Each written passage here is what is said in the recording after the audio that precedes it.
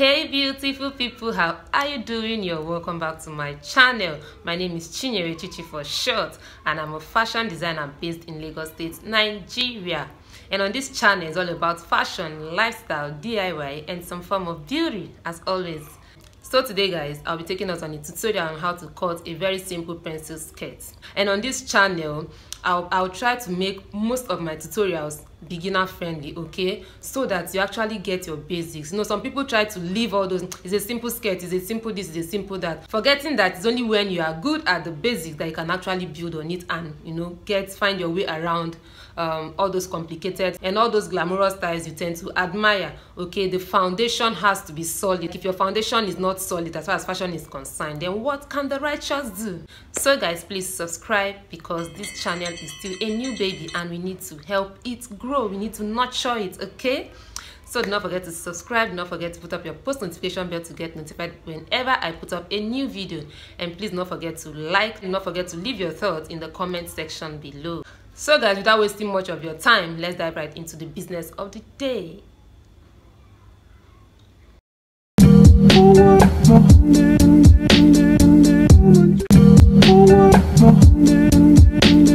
Take note of the following. All complete body circumference should be divided by 4 plus seam allowance, okay? For example, hip of 40, so you divide 40 by 4, which will give you 10, okay, plus seam allowance. The seam allowance, it's of your choice, okay? You can use 1, you can use half, you can use 1.5, but at most 1 inch, okay? You don't need anything more than that, okay? So 10 plus 1 give us 11.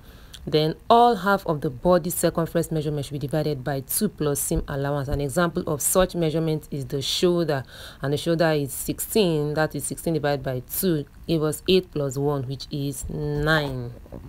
Talking about complete body circumference and half of the body circumference. A complete body circumference is the measurement that goes around the whole body, okay, just like the hip, the bust, the waist, like any measurement that you have to measure around the body as a whole, okay? So we have a number of them, like the bust, like the hip, like the waist, like we have just a couple of them, okay? So if you want me to make a separate video on that, I'll be doing all that. Then half of the body circumference, we have the shoulder, we have the breast point, we have the hip arc, and so on.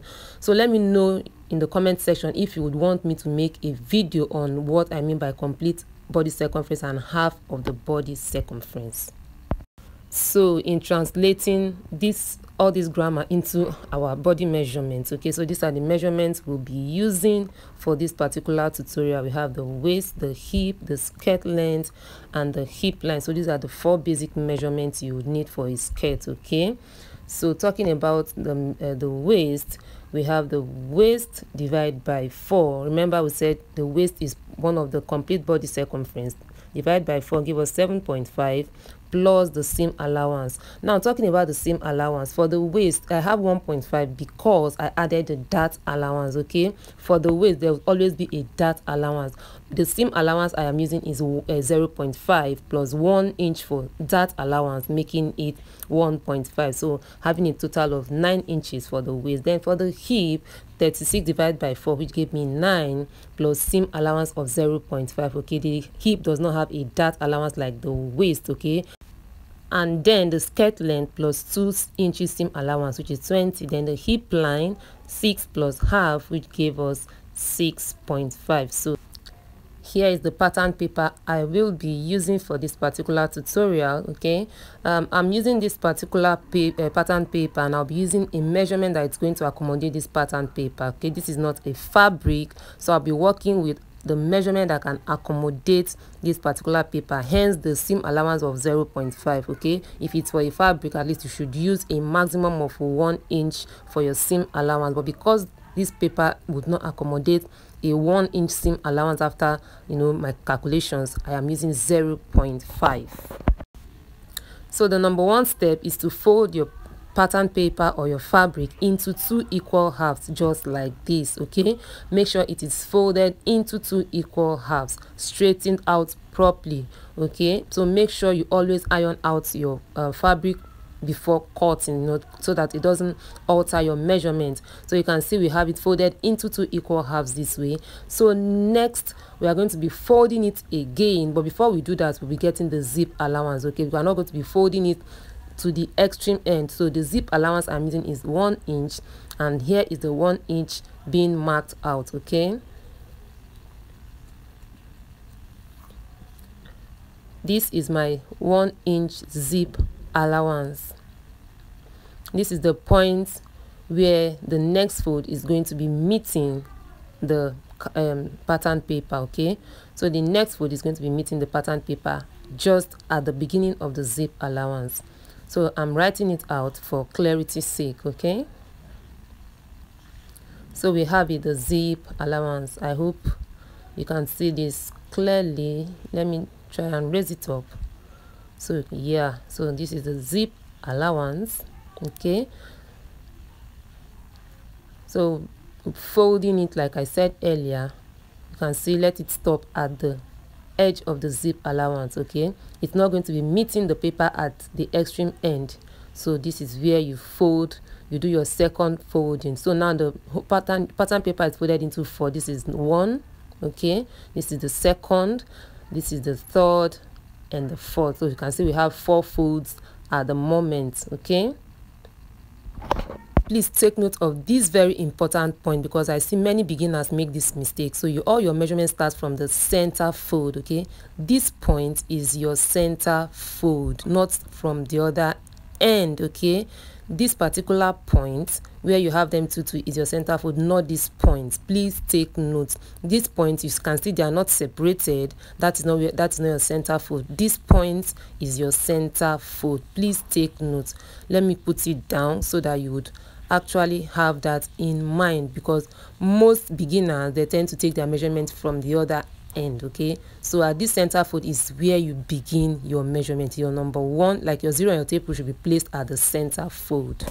So next are all the measurements, all the vertical measurements from the waist downwards. Okay, so we have the waist, the hip line. Sorry, this particular point is the hip line. Okay, and the upper part is the waist. So this is the hip line. So here is the waist, and this is the hip line. Okay, I'm trying to write out every point so that it will be clear enough. So the next point was be getting the skirt length. Remember, we said the skirt length plus 2 inches, which gave us 20. The skirt length is 18 plus our 2 inches seam allowance, which is 20, and this is the point. Okay, I'll be marking out the exact 18 inches length too. So the waist, the hip line, and the skirt length. So I hope you can see this very clearly. Always take note of all your points. So next, I'll be marking out the exact skirt length. Okay, because I'll be using that point. Remember, this is the exact skirt length before adding the 2 inches seam allowance. Okay, so here are the points. So next, I'll be cutting out the excess. So we don't need this for now. So at this exact skirt length measurement, which is the 18 inches, I'll be folding it in this way. Okay, you would know exactly why I did this later on. So you fold it inward before you actually continue with your measurements. So next, talking about the complete body measurement, which we've already gotten the calculations earlier on. I hope you remember. We are applying the measurements now. We have the waist, okay, which is going to give us 9 inches. Remember, we have the hip line, the hip, which gave us 9.5 inches. Then at the skirt length, okay, at the knee point of the skirt, whatever you have at the hip, okay, you just take out 2 inches from it to give us your curve. Remember, this is a pencil skirt. Okay, so whatever you have, you remove 2 inches to give you what your measurement should be at the base of your skirt. Okay, so we have 9.5 here. Taking out 2 inches will be giving us 7.5. Remember, okay, 7.5, because this is a pencil skirt. So 9.5, 7.5. Okay, the difference is 2 inches. So we'll be curving, joining all our points with the help of our French curve this way. Okay, please, I would always emphasize on curves as far as drafting your patterns are concerned. Okay, our body shapes are curved, okay, not pointed. Especially this hip part, make sure it is curved. Okay, if you know you cannot do with a free hand, which many of us can do, please make sure you use your curve rule. So this is what it looks like at the end of the day. So we have all our points marked out. I hope this is clear enough, you can see it. So this is what the shape looks like. Make sure it is curvy and not pointed at any point. Okay, so next up is our dart. Okay, so from the center fold, please not forget your center fold. We're marking 4 inches from the center fold. This is for the darts. Okay, this is a skirt and therefore we need a dart. So 4 inches from the center fold, 5 inches downwards. Please take note, 4 inches from the center fold, 5 inches downwards. Okay, then you join it to get your straight line all the way down to the 5 inches point. Next, at both sides of the center line, you mark out half inches on both sides. So this is half and half, making it a total of 1 inch for your dart allowance. So remember now why you have to add your 1 inch to your waist measurement. Okay, so because of the dart, 1 inch dart allowance, they are going to be taken out. So we have this, our darts. Okay, this is what our dart looks like. Please do not forget to include your dart measurement in your waist. If not, at the end of the day, you are going to be running out of allowance at the waist parts. Very important point to note. So it's time to cut out our pattern.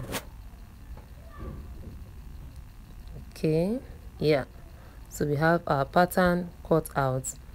We are supposed to be cutting out the darts too. Okay, so at this point I folded. You can see how it pointed out. Ordinarily, if I didn't fold it, it's going to be penciled all the way down, but I do not want that. This is the point I want my pencil to stop. Okay, because the 2 inches seam allowance be going in. Okay, so I do not want that point straightened pointed. I wanted it out. So this is what our skirt pattern looks like. I'm sure you know this looks exactly like an ideal shape of a pencil skirt. Okay, remember our points: the waist, the hip, the skirt length. So this is what it looks like. Okay, so separating them, we have the back. This is how you fold in your zip allowance. This is how you take in your zip allowance. You fold it in this way, you know, for your zip allowance. Okay, so I'll be making a separate tutorial on how to sew your simple skirt. So this is what it looks like, the front and the back pencil skirt pattern drafting. So I'll be making a separate video on how to sew your simple skirt with a lining, or if you want without a lining, let me know in the comment section. So this is what our front and back pattern for our simple skirts looks exactly like, and this is what yours should look like if you do exactly what I said from the beginning to the very end. Guys, I believe that this tutorial was very helpful. If there's any aspect you feel I didn't touch, please let me know your thoughts in the comment section. And if there's any aspect you do not understand, please let me know what it is in the comment section below. So guys, thank you for watching. God bless you. Love you.